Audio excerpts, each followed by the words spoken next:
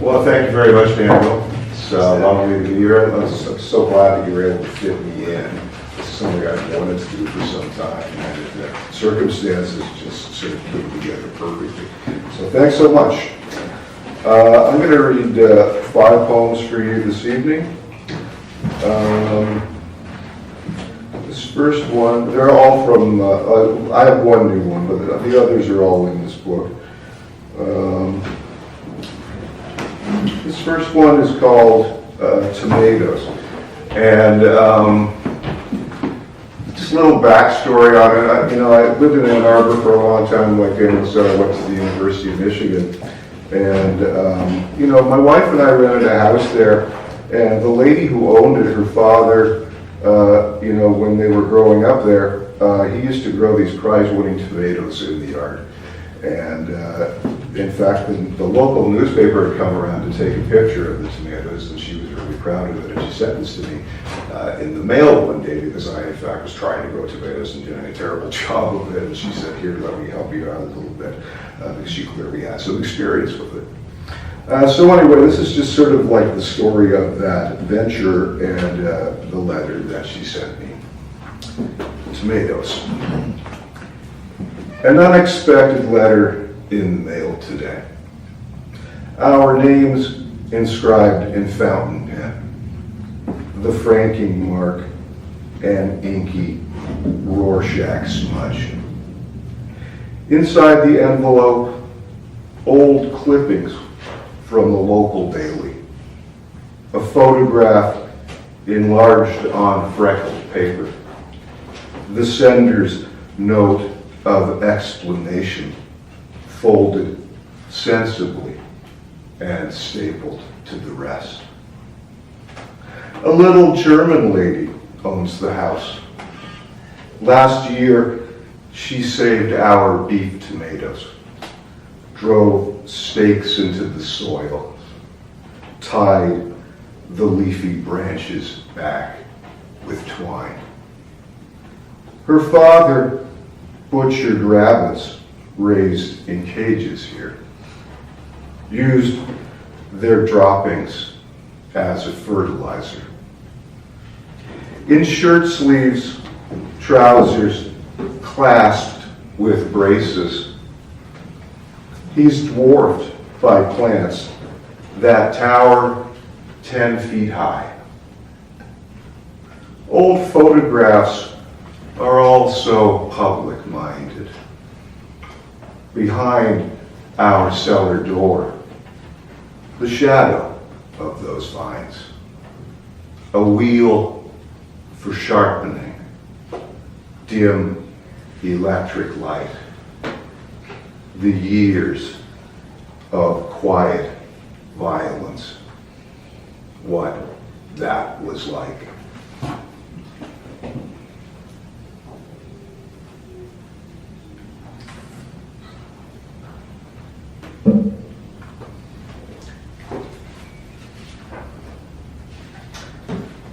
This next one,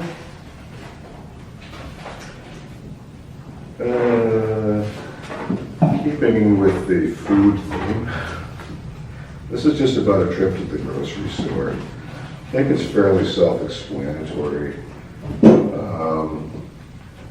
It's called Safeway. You guys know the Safeway franchise? It's sort of big out on the West Coast, and it's also really big in the U.S. So it's the title of this poem, and it's just about going shopping at the grocery. I find that a lot of my poems take this as a subject for some reason. I'm fascinated. Public places and with groceries. I don't know why. Safeway. The checkout girl has lined her eyes with coal, wears homemade fishnet gloves, a studded choker. It's sweet. She scans my yogurt, discount cans of beans and wheat bread, takes my license, blows her bangs aside to read it. To be honest, there's not all that much between us. an aging hipster in remainder jeans and orthopedic sandals, a freckled punk pop wannabe with piercings, bright pink highlight streaks, and almost feral shyness, so unnerving it embarrasses us both. She hands my license back to me, looks sheepishly away, half smiles, then sweeps the 6 of Bell's two-hearted ale I found on special through the reader. Out in the parking lot, it's twilight. The flood lamps spit and flicker as I fumble for the keys. My bags of groceries loaded safely in the trunk. I push the cart to its corral, traipse back, and sit a moment in the stillness. Search my pockets, find the sales receipt, unfold it, look to see how much I've saved.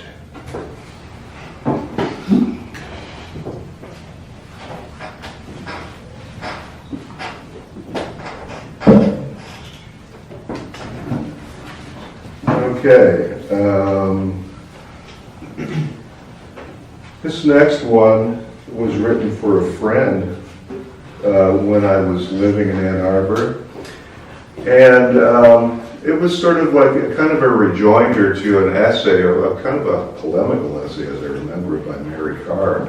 It was called "Against Decoration," and this was she felt like, as I remember it in the essay, it's been some time now, that the decoration needed to be sort of exercised for poetry, that it was getting in the way.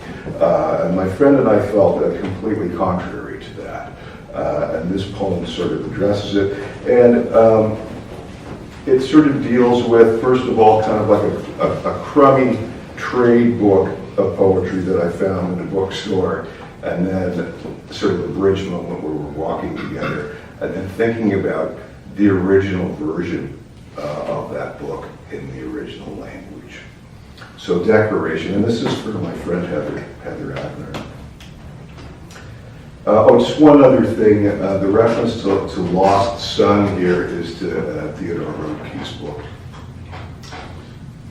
Rexroth's Poems by Reverdy is common in the marketplace. The remainder trade edition I found browsing for a stray lost son has fox marks in a narrow band along the spine.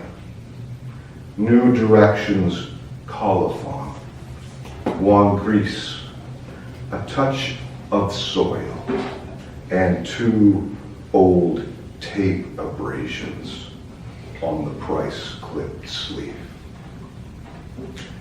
Snowflakes shone against the sky like Chinese paper lamps last night. They emptied all their light for us. And as we made our way and talked, I thought about the marbled boards of Source Duvon, pochoir stencils, Vélin Blanc, gilt fillet lines hand-blocked on blue Morocco, raw gold, you would fold in tissue, fine archival grade. Okay, so just a couple more now. This next one is one that I recently finished as one for my son. Now I've been reading to him a lot of Marvel comics, like the old ones, in those big omnibus editions, like the black and white ones. And We've been reading a lot of The Thing, like from the Fantastic Four. It's one of his favorites, and he was always one of my favorite characters in the Marvel universe. Marvel's hit such a saturation point now that I'm sure that most of these references will be obvious to you. But perhaps the Herald of Galactus would be the Silver Surfer. The only other reference maybe would be Randy Savage, the WWF wrestler from the 1980s, the Macho Man. You guys remember? Okay. So this is called Reading the Thing to My Son, age 9. The titles I set store by in my early teens all traded in the lonesomeness of exile, made abjection, doubt, and earned ennui heroic. Like Job among the cinder piles, the Herald of Galactus found what he believed a burden.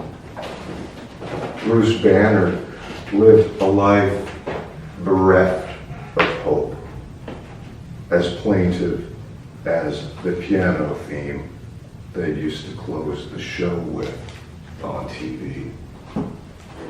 Why I felt such deep affection for the ever-loving, blue-eyed thing was always such a mystery.